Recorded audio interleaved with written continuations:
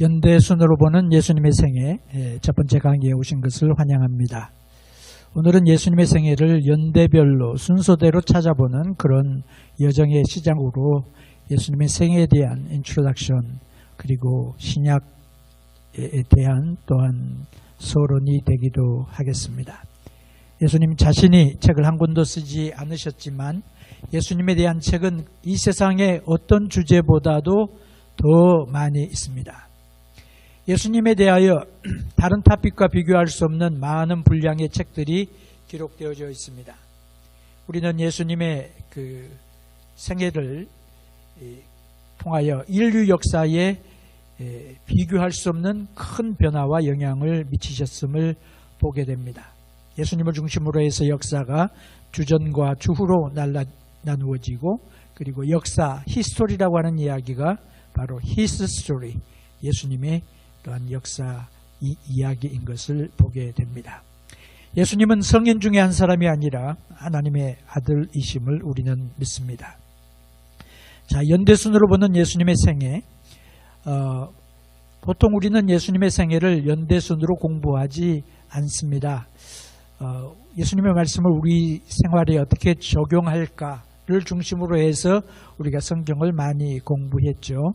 근데 연대별로는 살펴보지 않고 복음서에 나오는 순서대로 그냥 우리가 성경을 공부합니다. 그런데 이번 시간은 복음서를 읽으면서 우리가 예수님의 생애에 대해서 일반적으로 알 수 있지만 어떤 순서를 통하여 어떻게 일어났는지를 알지 못할 때가 있죠. 근데 이것을 알면 우리에게 더 많은 유익이 있음을 우리가 또 깨닫게 됩니다.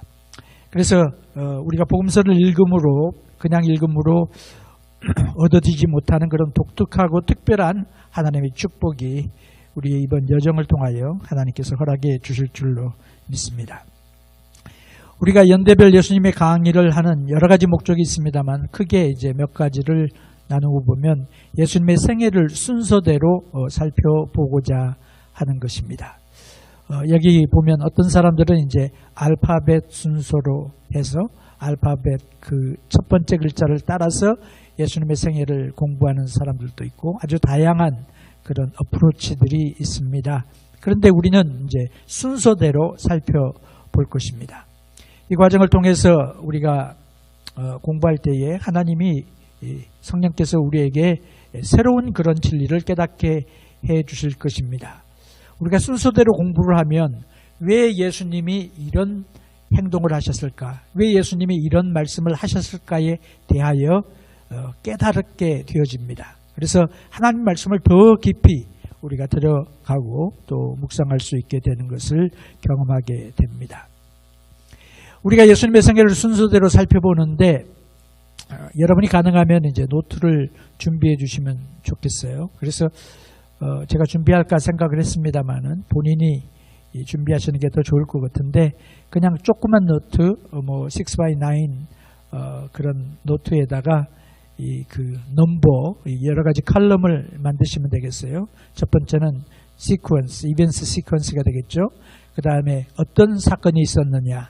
그 다음에 마태, 마가, 누가, 요한 그 병영 구절을 적을 수 있는 그런 칸을 만드시면 되겠습니다. 제가 여러분에게 이제 이런 도표를 나누어 드릴 것입니다. 예수님의 생애 연대표 강의 내용에 맞춰서 제가 만든 것입니다. 그런데 여러분 자체적으로 이걸 하시면 더 좋을 것 같아요. 그리고 병영 구절에 대한 연구를 우리가 할 수 있게 될 것입니다. 함께 기록한 사건들이 있어요. 똑같은 사건인데 복음서마다 똑같이 기록한 경우도 있고 조금 다르게 기록된 경우도 있습니다. 그래서 함께 우리가 놓고 읽어보면 전체의 의미와 그리고 내용을 우리가 알 수가 있습니다. 또 따로 읽어놓고 보면 특별한 자기의 그 첫 번째 그 오디언스, 청중을 향한 그 저자의 의도가 있음을 또 보게 돼요. 그래서 우리는 함께도 읽어야 되고 또 따로도 읽어야 되는 것입니다. 두 가지 다 유익한 거죠. 그래서 때로는 제가 설교할 때에 그 마태복음은 마태복음 본문 중심으로만 하기도 하고 또 어떨 때는 다른 복음서에 나타난 사건을 종합적으로 또 말씀드릴 때도 있습니다. 깊은 그런 의미와 축복이 그 안에 있습니다. 그리고 중요한 사건들에 대해서는 우리가 이제 서로 생각도 나누면서 보게 되면 사건에서 다음 사건으로 넘어가는 것을 우리가 알게 되면서 새로운 그런 관점을 가지고 성경을 볼 수 있게 될 것입니다. 아주 좋은 그런 기회가 되리라고 생각을 합니다.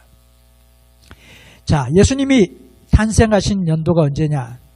예수님이 탄생하셨을 때 세계는 로마 달력을 사용하고 있었습니다.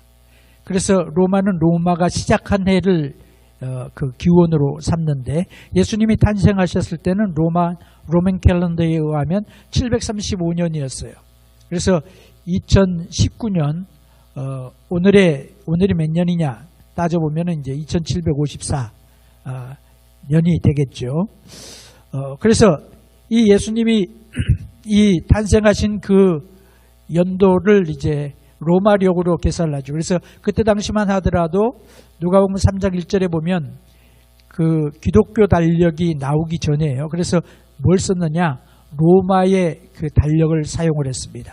3장 1절에 보면 디베르 황제가 통치한 지 15해 곧 본디오 빌라도가 유대 총독으로 헤롯이 갈릴리 분봉왕으로 그 동생 빌립이 이두레 지방 분봉왕으로 이런 이야기들이 쭉 나오죠. 그래서 이 누가는 역사가이기 때문에 이 사건이 그 로마의 역사와 비교했을 때에 어떤 시점에 일어났다 하는 것을 우리들에게 보여주는 그런 놀라운 그런 자료들을 누가와 그리고 복음서와 성경들이 우리에게 제시를 하고 있습니다. 이 누가복음 3장 1절은 이제 세례 요한이 언제 사역을 시작했는지를 보여주는데 역사적으로 우리가 확인할 수가 있어요. 그래서 여기 나오는 그 이름들을 보고 이제 성경을 믿지 않는 자유주의 학자들이나 고고학자들은 성경이 틀렸다. 왜? 본디오 빌라도가 역사상에 존재하지 않는다. 이런 무식한 소리들을 용감하게 할 때도 있었습니다. 근데 지금은 그런 이야기들이 다 틀렸다 하는 것이 성경이 정확하다 하는 것이 다시 확인되었죠. 역사적으로 고고학적으로. 자, 그래서 이제 중세에 이르러 가지고 이거 안 되겠다. 우리가 기독교 캘린더를 만들자. 그래 가지고 이제 시도된 것이 이제 6세기경에 디오니시우스 엑시쿠스라고 하는 수도사가 이제 계산을 했습니다. 계산을 했는데 그래서 예수님의 출생한 해가 0년이고 그 다음에 지금이 2019년이죠. 우리가 지금 그 시대를 살고 있습니다. 근데 나중에 실수한 게 발견이 됐어요. 무슨 실수를 했느냐? 첫 번째는 기원 0년을 계산하지 않았어요. 그래서 주 전에서 주 후로 오려면은 0년을 통과해야 되는데 바로 0년을 계산하지 않은 거죠. 원년을. 그게 틀렸고. 그래서 이제 다시 살펴보니까 예수님의 탄생이 약 주전 4년쯤 된다라고 하는 것을 알게 되었습니다. 역사가들이 이야기할 때에 예수님은 예수님이 태어나시기 전 4년 전에 태어나셨습니다. 이런 표현을 하게 되는 거죠. 우스운 이야기죠. 근데 일반적으로 예수님이 몇 년도에 태어나셨느냐? 주전 4년부터 주전 6년 그 사이에 태어나셨다. 그래서 학자마다 4년, 어떤 사람은 5년, 또 어떤 사람은 6년 그렇게 이야기를 합니다. 그런데 4년, 주전 4년 이후로는 될 수가 없어요. 왜? 헤롯 대왕이 죽은 해가 주전 4년이거든요. 이건 역사가 요세푸스가 기록을 했습니다. 그래서 그런 것을 보게 되면 그리고 이제 그 헤롯 대왕이 죽은 해가 주전 4년인데 헤롯 대왕이 그 베들레헴에 있는 아이들 죽이잖아요. 2살 미만. 그걸 따졌으면 주전 한 6년쯤 되지 않느냐라고 이제 그렇게 주장하기도 합니다. 근데 일반적으로 볼 때 보통 사람들이 주전 4년으로 이렇게 봅니다. 저는 이제 그 일반 그런 이야기를 일단 이번 강의에서 그대로 따라가도록 하겠습니다. 그래서 세계의 역사가 나누어지죠. 주전과 주후, 기원전과 기원 후 그렇게 나누는데 기원전이 아니고 사실은 주전과 주후가 맞습니다. Before Christ고 주후는 AD 아노도미니라고 하는 말이죠. 굳이 이제 설명하면 우리 주님의 시대에 그런 말입니다. In the age of our Lord Jesus Christ. 이제 이런 의미가 거기에 함축되어져 있습니다. 이 성경에 보게 되면 예수님이 언제 죽으셨냐? 약 33년에 돌아가셨습니다. AD 33년. 근데 캘린더가 잘못됐으니까 사실은 33년이 아니고 29년, 주전 29년에 돌아가신 게 되겠죠. 누가복음 3장 23절에 보면 예수님이 가르치심을 시작하실 때에 나이가 30세쯤 되었더라 그랬어요. 그래서 30세쯤에 예수님이 사역을 시작한 것을 누가가 기록을 하고 있습니다. 그래서 예수님이 이제 공생애를 시작하신 후에 세 개의 유월절을 보내십니다. 그리고 네 번째 유월절에 십자가에 달려 돌아가시게 됩니다. 33세에 돌아가셨으면 굉장히 빨리 돌아가신 거죠. 그리고 이제 펜타코스트 오순절이 언제 있었느냐? 33년. 그래서 교회 보면 이제 펜타코스트 처치 거기 코너스톤 같은 데다가 이제 AD 33년 이렇게 기록한 교회들을 보게 돼요. 근데 사실 정확하게 말하자면 29년 뭐 이렇게 이야기를 해야 되겠죠. 근데 어쨌든 그 예수님이 당시에 돌아가셨을 때 33세였는데 그때 당시 사람들의 평균 수명이 한 50세쯤 되었습니다. 요즘보다 빨리 죽죠. 요즘은 남자가 한 80세 정도, 여자는 80 몇 살 더 살아서 80 몇 세 이 정도 살게 되는데 굉장히 젊은 나이에 돌아가셨어요. 짧은 생애를 사셨습니다. 근데 예수님의 위대한 업적과 영원한 영향을 남기신 것을 보게 됩니다. 예수님의 생애를 이제 구분하고 연구하는 수많은 자료들이 있습니다. 제가 여기에 슬라이드에서 보여드리는 이 자료는 그 중에 극히 일부에 지나지 않아요. 다 채울 수가 없으니까, 다 쓸 수가 없으니까. 그래서 이제 그 여러 가지 자료들이 있는데 예수님의 생애를 어떻게들 이야기하느냐. 주로 예수님의 생애를 볼 때에 예수님의 활동지를 중심으로 공부를 합니다. 가장 쉽게 파악할 수 있는 방법이에요. 그리고 가장 보편적으로 사용하는 방법입니다. 그래서 예수님의 공생애, 그럼 여기는 뭐라고 있습니까? 베레아 사역, 그렇죠? 베레아 사역, 그 다음에 또 유다 생활, 이렇게 이제 제가 글씨가 작아서 잘 안 보입니다만 이제 그렇게 이제 볼 수 있는데 제1 갈릴리 사역, 2차 갈릴리 사역, 3차 갈릴리 사역 뭐 이런 식으로 또 이제 세분하고 그래서 지역 활동지를 중심으로 합니다. 이것도 역시 이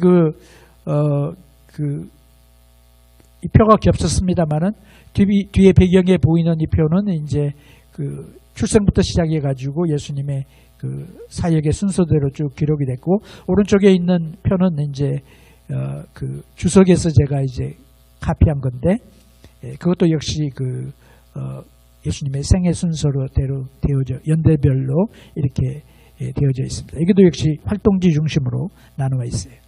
근데 최근에 이제 재밌는 시도가 있었는데 마이크 마잘롱고라고 하는 분이 계십니다. 이분이 이제 딘 오브 크리스천 유니버시티에 이제 그 딘도 하시고 그러셨던 분인데 이분이 어떻게 구별을 하냐면 유월절을 중심으로 해서 예수님의 생애를 나눴어요. 보니까 뭐 그게 재밌더라고요. 그래서 유월절을 중심으로 어떻게 나누었느냐? 이제 이분이 나눈 것을 보면은 한 7가지로 나누었습니다. 그래서 예수님의 소년 시절 12살까지 그리고 예수님의 공생의 시작까지 두 번째 그러니까 한 12살부터 30세 되겠죠.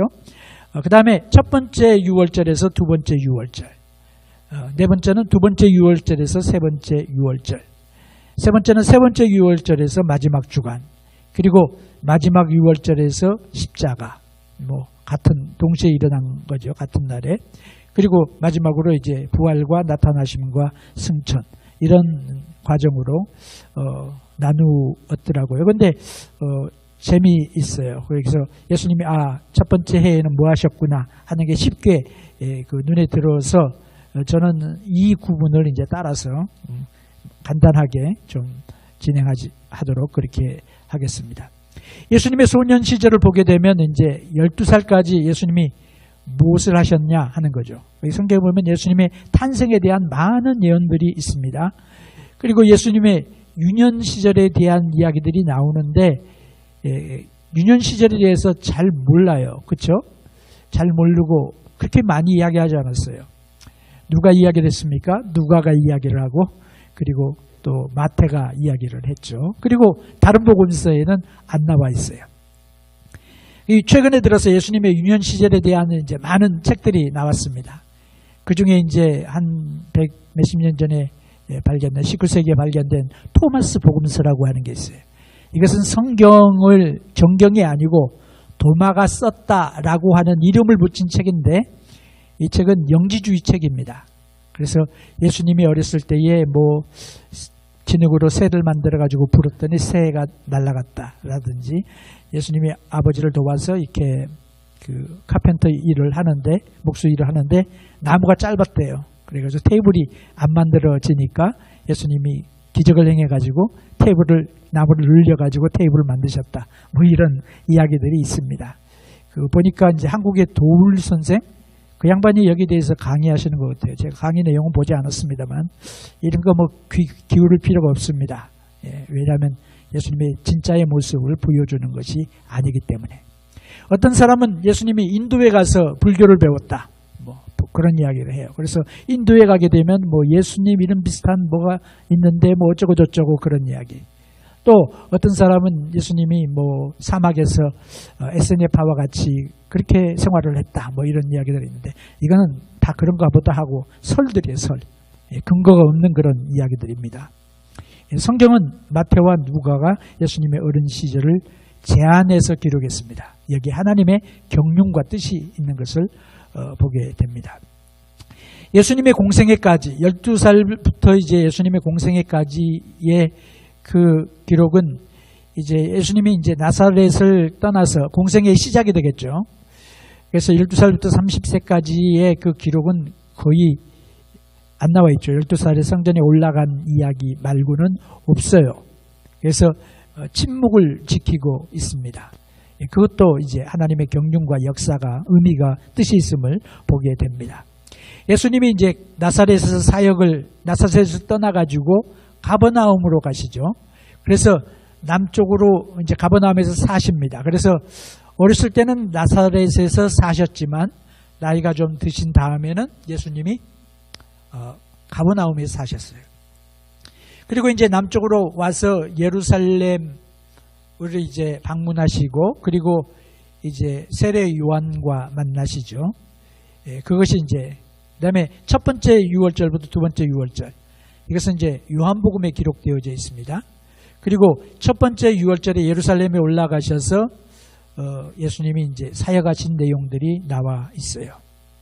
그 다음에 두 번째부터 세 번째 유월절 좀 이게는 여러 가지 이벤트들이 많죠.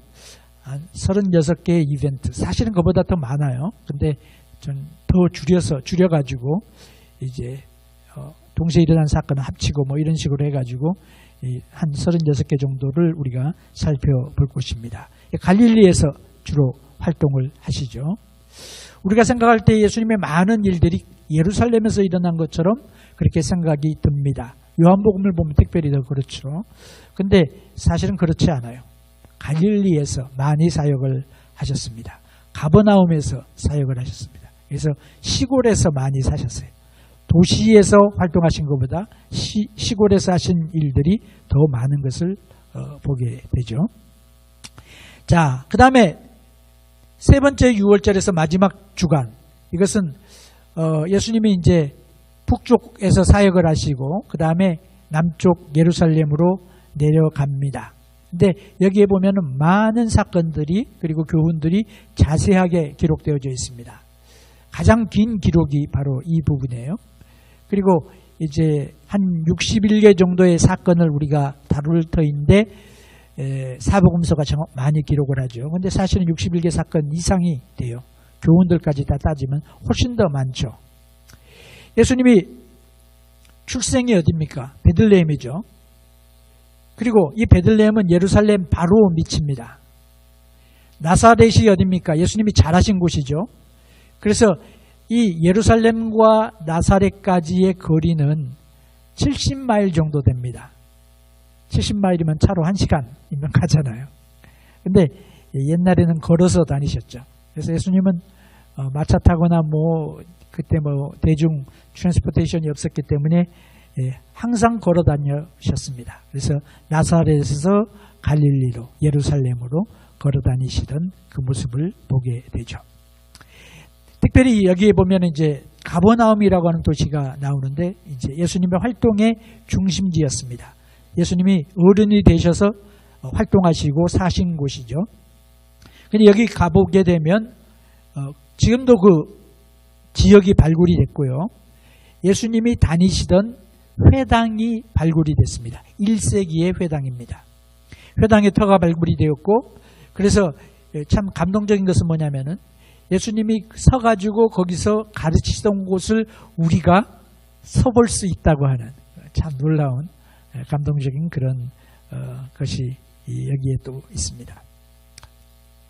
여기 보게 되면 이제 그 여러 가지 이제 활동하셨던 그런 지역들이 나와 있는데, 세 번째 6월절부터 마지막 주까지 사역, 다섯 번째 영역이죠. 여기는 북쪽 갈릴리 지역과 남쪽 예루살렘까지의 그런 여러 가지 일들을 우리가 보게 됩니다. 여기 보게 되면 이제 갈릴리 바다가 있죠. 저 위에 있는 조그만 호수는 이제 메롬 호수 혹은 다른 이름으로도 불리우기도 합니다만은, 그리고 좀 크게 보이는 그 호수가 바로 이제 갈릴리 호수입니다. 여러 가지 이름으로 불리웠죠. 갈릴리, 게네사렛, 다양한 디베랴 바다 여러 가지 이름으로 불리워졌습니다. 이 배를 타고 예수님이 여러 번 건너셨어요. 물론 걸어서 돌아서 갈 수 있겠죠. 근데 예수님의 제자들 가운데 어부들이 많잖아요. 그러니까 그들이 가지고 있는 배를 타면 더 빨리 갈 수 있었는지 모르겠어요. 그래서 배 타고 여러 번 건너시는 것이 나오고, 가나라고 하는 도시가 나오죠. 가나가 첫 번째 기적을 행하신 곳이라고 했습니다. 그래서 우리가 토마스 복음서나 이런 거, 토마스 복음서는 이제 그 영지주의 문서라 그랬잖아요. 4세기 문서니까, 4세기 5세기 문서니까 훨씬 이후의 문서예요. 다른 복음서는 다 1세기에 기록이 됐는데, 그러니까 이제 영지주의자가 예수님의 그런 여러 가지 것들을 갖다가 컬렉션 해가지고 이제 만들었어요. 그래서 재미는 있는데, 근데 성경이 뭐라고 말해요? 토마스 복음서 보면 예수님이 기적을 어렸을 때도 막 행하고 그랬다 그랬는데, 성경에 보면 예수님의 첫 번째 표적을 가나에서 행했다 그랬죠. 그리고 이제 그 건너편에 있는 도시 갈릴리 오른쪽, 그러니까 보실 때 갈릴리 오른쪽 아랫부분, 이 부분을 이제 데가볼리라고 써있죠. 데가볼리라고 하는 말이 데카폴리스라고 하는 말입니다. 데카라고 하는 말은 데시몰 10이죠. 10개의 폴리스, 도시를 말하는 거예요. 그래서 여기는 헬라 사람들이 활동하는 지역입니다. 여기서 귀신 들린, 군대 귀신 들린 사람 쫓아내고 그런 기적이 나오죠. 유대인들이 무슨 돼지를 키워, 아마 그렇게 생각하실지도 몰라요. 근데 거기는 유대인들이 있긴 있었지만 유대인들이 중점적으로 사는 지역이 아니라 헬라 문명으로 많이 이렇게 되어진 헬라화가 된 그런 지역을 말하죠.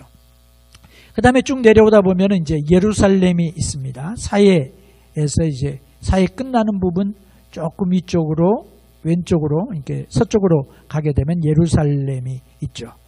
그 예루살렘은 성경에 보면 예루살렘으로 올라간다는 표현이 나옵니다. 시온을 향하여 올라간다, 성전을 향하여 올라간다, 그 표현이 나오죠. 근데 그 표현이 정확한 표현이에요. 왜? 예루살렘은 높은 지역이었기 때문에 항상 올라가는 거예요. 그 요나가 예루살렘에서 욥바로 내려갔다 그랬죠. 욥바는 어디입니까? 해안선에 있거든요. 여기는 이 주제는 안 나왔습니다만, 그래서 지중해 연안에 있는 유일한 그런 항구입니다. 물론 인공으로 예수님 당시에 이제 그 가이사랴 같은 그런 항구, 거기는 이제 로마 사람들이 활동했던 그런 인공항도 있지만, 근데 그 항상 예루살렘 올라가는 거예요. 그 다음에 앞부분에 베다니가 있죠. 베다니. 그 예수님이 사랑했던, 예수님을 지극히 사랑했던 마리아와 마르다와 나사로가 살던 동네입니다. 별로 멀지가 않아요. 가까워요. 그 밑에가 이제 예루살렘 밑에가 약 베들레헴이 있어요. 이게 뭐 해도 이렇게 그렇게 거리가 얼마 떨어지지 않은 그런 거리예요. 그래서 그리고 이제 이 갈릴리 지역과 유다 지역, 남쪽의 유다 지역 사이에 있는 지역을 보고 이제 사마리아라고 부릅니다. 사마리아. 그래서 예수님이 이제 사마리아 그 수가성 여인을 만나기 위하여 사마리아로 지나가셔야 하겠는지라 라는 표현이 나와요. 그 말은 예수님이 의도적으로 일부러 들어가셨다는 말이 되죠. 그리고 이제 지도를 보게 되면 이제 그게 이해가 되어지게 됩니다. 그 다음에 6번째 구분은 이제 마지막 6월절에서부터 십자가. 마지막 6월절은 예수님이 이제 목요일이 마지막 6월절이죠. 그리고 예수님의 십자가는 이제 6월절 어린 양이 잡는 그 시간에 예수님이 십자가에 달려 돌아가십니다.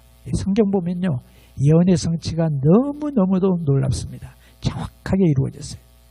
근데 이 과정은 굉장히 천천히 진행이 됩니다.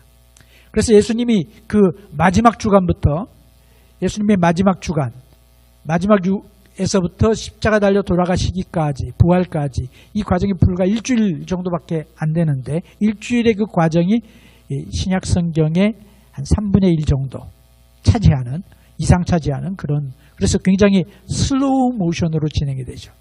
그래서 영화도 보면은 극적인 장면을 묘사하기 위하여 슬로우 모션 하잖아요. 연인들이 오랜만에 헤어져 있다가 마지막에 연인들이 만나는 파이널 씬을 찍기 위해서 연인들이 양쪽에 달려오면 어떻게 합니까? 천천히 슬로우 모션으로 하는 그런 의미예요, 지금. 그래서 하나님께서 이걸 갖다가 강조하시면서, 그래서 이때는 우리가 매일 일별로, 날짜별로, 심지어는 시간대별로도 정확하게 볼 수가 있어요.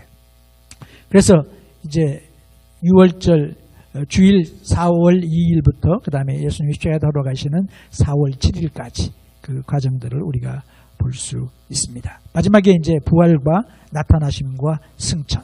그래서 예수님이 부활하신 부활의 증인들이 나타나고, 나타나심이라고 하는 것은 뭐냐면 예수님이 부활하심을 제자들에게 보이시는 걸 말하죠. 그래서 10번 이상 500명 이상의 많은 사람들에게 예수님이 나타내 보이셨음을 보게 됩니다. 이것이 이제 중요한 7가지 구분을 우리가 살펴보도록 할 것입니다.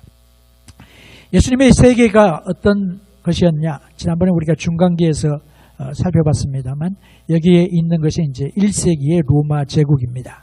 1세기의 로마 제국. 그 다음에 이제 170년 전, 이거는 이제 AD 170년이 되면 이 영역이 더 넓어지죠. 더 넓어지는데, 중간기 강의를 여러분이 참조하시면 좋겠고요. 이 당시에 로마가 세계를 지배하죠. 근데 중간기 강의에서 말씀드린 것처럼 하나님이 예수님의 오심을 준비하는데 온 세계가 준비하는 거예요. 그래서 타락한 이 세계가 새로운 종교를 갈망하고, 하나님의 헬레니제이션을 통하여서 문화와 언어를 준비시키십니다. 사상을 준비시키십니다. 로마를 통하여 길을 준비시키십니다. 정치적인 평화가 이루어져서 팍스 로마나가 이루어지고 약 200년 동안 전쟁이 없는 그런 시대가 오게 되죠. 그래서 복음이 전파되고 복음이 확장될 수 있는 그런 길을 하나님이 예비하시고, 그리고 예수님이 오시는 거예요. 놀라운 하나님의 역사를 보게 되죠. 이 사람이 이제 성경에 나오는 아구스도입니다. 아구스도가 영을 내려 천하로 호적하다 하더니 뭐 그 말이 나오죠. 이 어구스투스고 옥타비우스, 2차 삼두 정치에서 했던 최후의 승리자였던 안토니를 이긴 그 옥타비우스가 이제 어구스투스 이제 황제로 등극하게 됩니다. 그리고 이제 그 예수님이 나시기 27년부터 주전 27년부터 서기 14년까지 통치를 합니다. 그래서 예수님이 사역을 하실 때는 이제 다른 황제가 있었음을 우리가 보게 됩니다.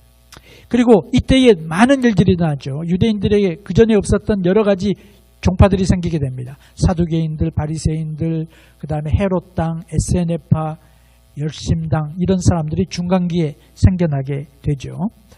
그래서 이 예수님을 향하여 각각 다른 반응을 보이면서 예수님을 반대하고 거부하는, 그리고 그 중에 일부는 또 예수님을 환영하는 그런 아주 소용돌이에 들어가게 됩니다.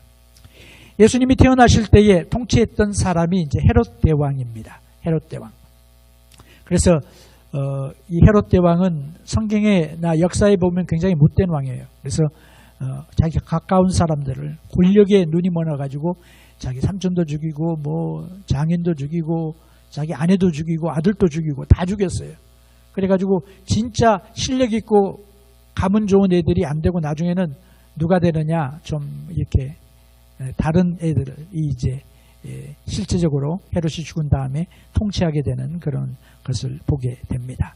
어쨌든 참 이게 정치적으로 정치 감각이 뛰어난 사람이어서 원래 안토니의 환심을 받아가지고 이제 유다의 분봉, 유대인의 왕이라고 하는 직책을 얻는데, 그 다음에 아구스투스가, 옥타비우스가 승리를 하게 되니까 옥타비우스가 안토니를 이기고 섬에 가 있는데 거기까지 쫓아가가지고 또 이렇게 아부를 해가지고 권력을 유지하게 됩니다. 근데 권력을 결국은 이제 자기가 죽는 것이 들어와가지고 여러 가지 요소도 세우고 많은 일들을 했지만 결국은 이제 비참한 죽음을 맞이하게 되죠. 자, 이스라엘 지도를 우리가 그릴 줄 알아야 되겠어요. 이스라엘 지도 어떻게 그리느냐? 굉장히 쉬워요. 오른쪽 편으로 이렇게 한 70도 정도 그런 것으로 이렇게 내려오는 선을 그리면 됩니다. 그 다음에 가운데쯤 3분의 1쯤, 4분의 1쯤 와가지고 뭐가 생겼냐? 범프가 하나 있죠. 범프. 볼록 튀어나온 게 있죠. 그 다음에 밑으로는 쭉 이렇게 해가지고 왼쪽 그 면으로 이렇게 쭉 내려가면 돼요. 그리고 이 범프 있는데 그 윗부분에다가 이제 조그만 호스를 그려도 되고 안 그려도 되고, 그래서 위에 헬몬산에서부터 내려오는 그 물들이 갈릴리 바다를 이루게 됩니다. 갈릴리 바다하고 그 범프가 있는 그 왼쪽 해안선에서 이렇게 약간 튀어나오는 돌출 부분하고 거의 같은 레벨을 그리고, 거기에 이제 뭐가 있냐면 갈멜산이 있어요. 갈멜산이 그 지역에 있고, 그 다음에 밑으로 내려와 가지고 이제 사회는 이제 여러분이 보시다시피 완전한 그런 이렇게 고구마도 아니고 고구마가 가운데 뭐가 이렇게 파먹은 것과 같은 이제 그런 모양으로 그리고, 그 다음에 요단강이 이제 연결하는데 요단강과 사해 사이는 꼬불꼬불 이렇게 내려오는 걸로 그리시면 돼요. 그렇게 되면 이제 좋은 그런 지도가 됩니다. 예수님이 활동하셨던 그런 도시들은 그렇게 많지가 않아요. 그래서 맨 위에 보면 이제 가이사라 빌립보가 있죠. 가이사라 빌립보는 그 헬몬산이라고 여기 유대 지역에서 가장 높은 산이 있습니다. 해발 2,800m 이상 되는 그런 산인데, 그럼 백두산 정도 되나요? 그 다음에 갈릴리가 있고, 그 다음에 사마리아가 있고, 유대가 있습니다. 그리고 요단강 건너편 지역을 보고 이제 베리아라고 그렇게 이름을 붙이고, 그 다음에 지금 여기 요단강으로 써 있는 오른쪽 부분이 이제 그 이두레 저 위에서부터 그 부분까지가 이제 데가볼리라고 이렇게 성경은 나와 있죠. 영어로 말하면 데카폴리스 그렇게 하시면 되겠고, 그 다음에 갈멜산이 여기 있죠. 그 뾰족한 부분에. 그리고 이제 가나, 나사렛, 그리고 이제 밑에는 예루살렘, 베들레헴, 이런 그림이에요. 그래서 아주 그리기가 쉬워요. 그래서 이걸 여러분이 이제 연상하시면서 성경을 읽으면 참 좋습니다. 이건 또 다른 지명들을 몇 개 더 삽입했습니다만, 저 윗부분에 보게 되면 이제 갈릴리 바다 옆에 보면은 벳세다가 나오죠. 벳세다. 오른쪽 편에 벳세다. 그 다음에 오른쪽 편에 가다랴가 나오죠. 가다랴. 여기에서도 역시 그 귀신 들린 사람을 쫓아낸 데카폴리 지역입니다. 오른쪽은. 그리고 왼쪽으로 돌아가면 고라신이 나오고 가버나움이 나오죠. 가버나움. 여기가 예수님이 어른 되어서 많이 활동하시던 곳이에요. 어쩌면 예수님이 집이 여기 있지도 않았을까 생각도 되고, 성경 보면 인자는 머리 둘 곳이 없다 그렇게 말씀하신 거 보면 집을 안 가지고 계신 것 같기도 한데, 어쨌든 머물 때가 있었어요. 예.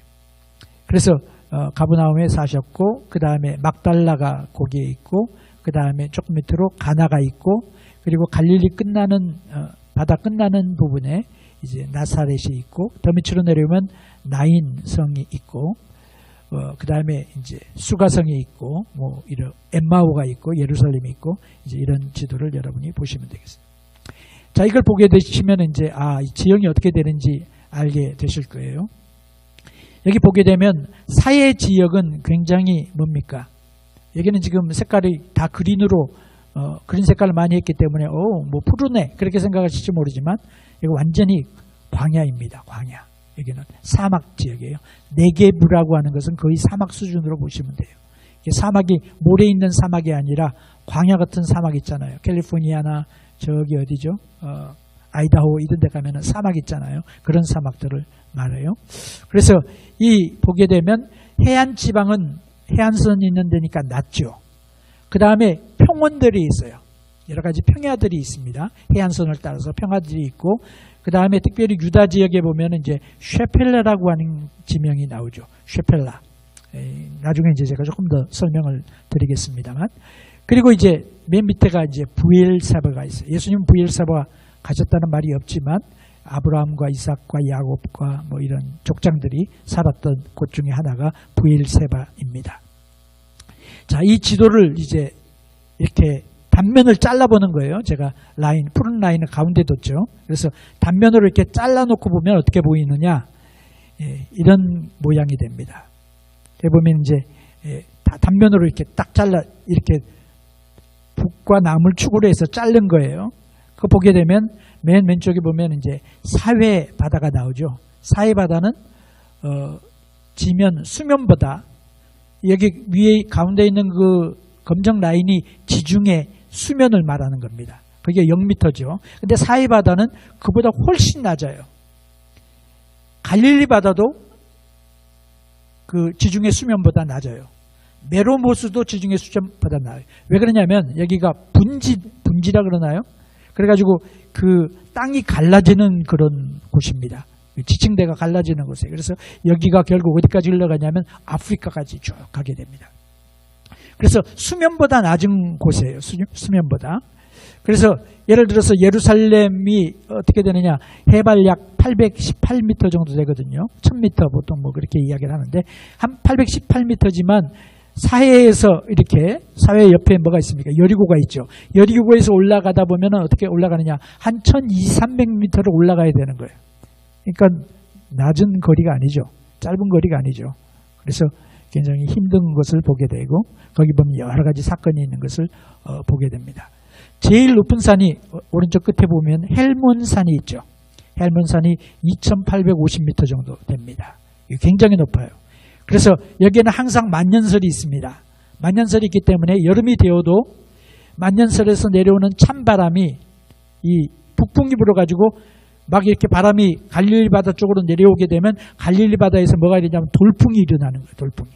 그래서 갈릴리 바다에 풍랑이 많이 일어난다 하는 것을 우리가 이런 지형학적인 것으로 우리가 볼 수가 있어요. 그리고 이제 헤브론도 역시 높은 지대에 있죠. 예루살렘보다 조금 더 높은 그런 지대에 있습니다. 자, 그러면 이 지도를 갖다가 이제 동서로 자르면 어떻게 되느냐? 동서로 잘라볼게요. 잘라보면 이런 지면이 나옵니다. 역시 예루살렘이 굉장히 높죠. 그 다음에 지중해 왼쪽 편에 지중해 해면이 있고 그 다음에 평야지대가 나옵니다. 평야지대가 나오고 그리고 두 번째는 빈칸으로 놔두는데 이 지역이 유다 있는 데로에서 올라가는 그 지형을 보고 쉐펠레라고 이야기를 합니다. 굉장히 중요해요. 근데 한 300m부터 500m 사이 그런 지역이고 그러니까 쉐펠라가 평야가 아니에요. 근데 성경은 뭐라고 얘기하냐면 평지라고 부릅니다. 여기가. 평지는 우리가 생각하는 그런 평지가 아니라 적어도 한 300m, 500m 되는 그런 평지를 말하는 거예요.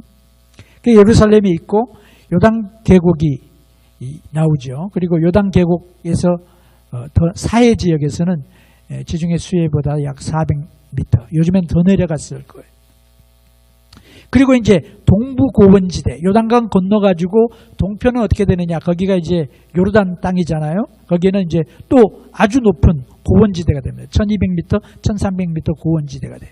그래서 이렇게 오른쪽으로 요단강 건너가지고 가가지고 뭐 나라 치고 이게 쉬운 게 아니에요. 거기에는. 그래서 아주 아이솔렛 되어져 있는 그런 모습을 보게 됩니다. 다음 슬라이드 보죠. 평야가 나오죠. 평야에 있는 슬라이드를 제가 여러분 보시면 되겠습니다. 여기 보면 몇 가지 평야가 나오죠. 위에서 보면 악고 평야, 악고라고 하는 것을 도시를 중심으로 해서 악고 평야가 있고 그 밑에가 이제 갈멜산이 있죠. 볼록 튀어나온 혹처럼 튀어나온 그 부분 거기가 이스르엘 평야가 나옵니다. 이스르엘 평야에 붙어있는 성이 뭐냐면 무깃도가 있습니다. 그래서 무깃도 산인데 산이라고 하는 것이 하르거든요. 그래서 하르 무깃도 산 앞에서 뭐가 일어나느냐? 이제 아마겟돈 전쟁, 뭐 이런 마지막 전쟁이 아마 여기서 일어나지 않을까. 왜냐하면 옛날 고대 시대에 큰 전쟁들이 이 평야에서 다 일어났어요. 그리고 이제 무깃도가 이제 성경에 예언되어 있죠. 마지막 전쟁을 위한 장소로. 그리고 이제 샤론 평화가 있어요. 샤론의 꽃 예수 그 노래가 찬송가가 기억이 되죠. 그 밑으로 내려오면 이제 블레셋 평야가 있습니다. 그래서 해안지대를 중심으로 해서 평야지대, 아주 풍요로운 그런 곡창지대죠. 자, 이게 중요한데 남북도로를 우리가 알아야 돼요. 남북도로. 그래서 남북으로 가는 도로가 이제 보통 한 3개 있는데 4개 제가 지금 말씀을 드리겠습니다. 맨 왼쪽에 있는 것은 이제 해안도로. 그것은 뭐냐면 해안길을 따라가는 거예요. 가사라든지 텔라비브가 지금 텔라비브가 옛날에 요빠입니다. 요빠하고 얼마 안 떨어져 있어요. 그래서 옛날 요빠가 이제 텔라비브에서 조금 떨어진 곳에 있는데 남쪽으로 그 요빠 지역이에요. 요빠. 그리고 이제 무깃도를 통해서 하수를 통하여 다메섹으로 올라갑니다. 그 다음에 두 번째가 이제 족장의 길입니다. 족장도로인데 여기가 이제 브엘세바에서 헤브론, 베들레헴, 예루살렘, 그 다음에 베델, 실로, 세겜까지 그 위로 이제 쭉 올라가는 길이에요. 또 다른 길과 연결이 됩니다. 근데 이 길을 따라서 족장들이 다녔어요. 아브라함도, 이삭도, 야곱도 이 길을 따라 다녔어요. 족장의 길입니다. 근데 이 길은 산지길이에요. 평지가 아니라 산 꼭대기를 따라서 그 높은 산들을 따라 등성을 따라가는 그런 길이에요. 그런데 성경에서 여러 번 언급이 되죠.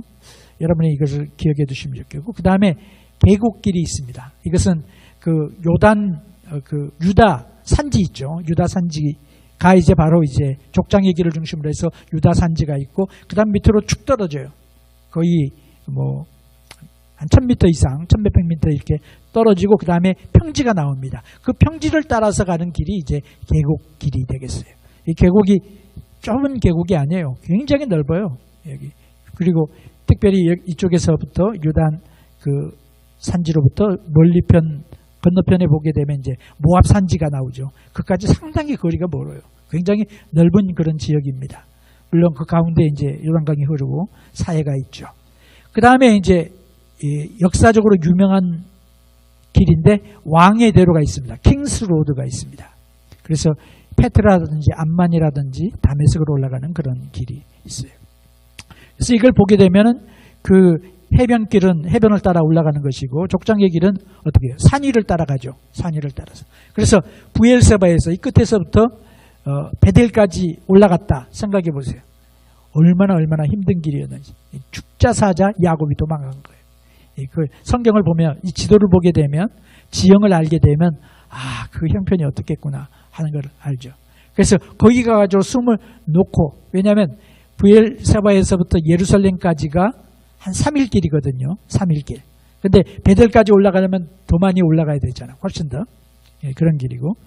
그래서 왕의 대로는 역시 산지 위로 있음을 여러분이 보실 수 있게 됩니다.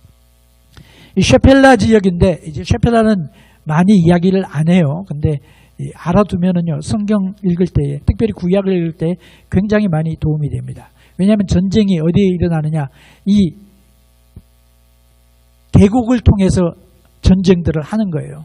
그래서 여기 이제 제가 다른 그림을 보여드리겠습니다만, 그림이 이거보다는 좀 뚜렷하진 않지만 똑같은 그림이에요. 맨 위에 보면 이제 야알론 골짜기가 나오죠. 소렉 골짜기가 나오죠. 어디로 올라가느냐? 야알론, 소렉 다 예루살렘으로 올라가는 길입니다. 굉장히 그 소렉 골짜기 유명하죠. 베세메스가 거기 있고 삼손하고 관계되고 뭐 이런 유명한 곳이죠. 그 다음에 엘라 골짜기. 엘라 골짜기는 누가 활동하던 곳입니까? 다윗이 활동하던 곳이에요. 골리앗을 죽인 골짜기가 엘라 골짜기. 그 다음에 이제 벳구브린 골짜기, 그 다음에 맨 밑에 있는 게 라기스 골짜기. 근데 라기스 골짜기는 느부갓네살이나 그 다음에 사네렙, 아수르의 사네렙, 아니면 바벨론의 느부갓네살이 예루살렘을 공격하면서 올라왔던 길이에요. 그러니까 이것이 다 전쟁.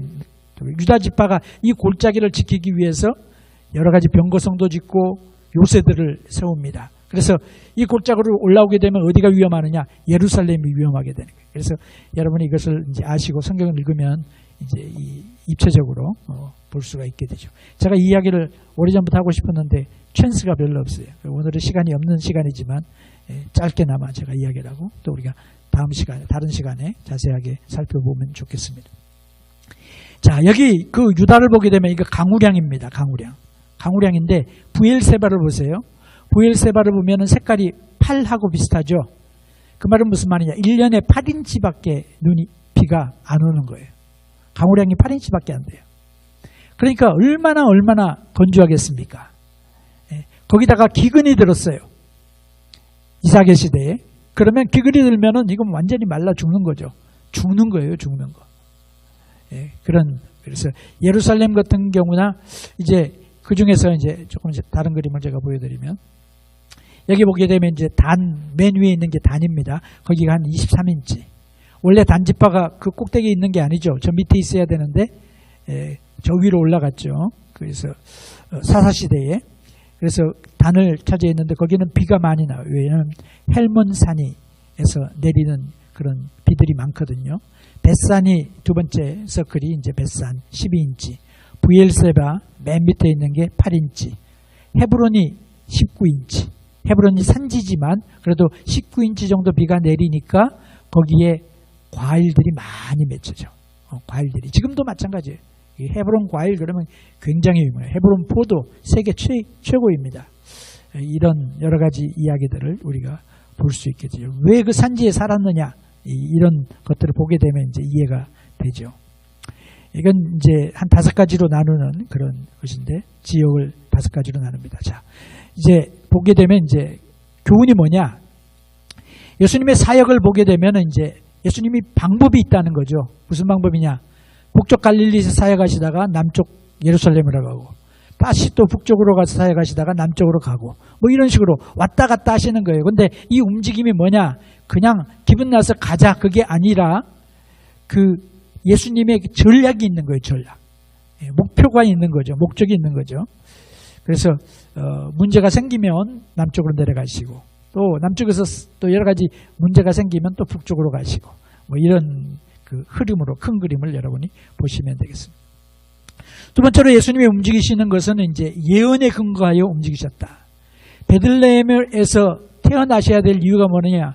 그것이 이제 미가의 예언 때문에 마태복음에 이제 그 예수님이 내려가죠. 내려갈 수밖에 없도록 아구스가 영을 내려서 전 세계를 움직여가지고 요셉과 마리아가 만삭의 몸을 가지고 70마일, 100마일 정도 되는 그 길을 따라서 가가지고 예루살렘에서 아기를 낳을 수밖에 없도록 하나님이 모든 과정들을 인도하셨죠. 그래서 하나님의 이 모든 움직임이 예언을 따라 움직이고 그리고 예수님이 그 하나님 말씀에 대한 그 예언을 생각하시면서 우연이 아니라 하나님의 계획과 하나님의 뜻을 성취하는 일들을 감당하셨다 하는 거죠.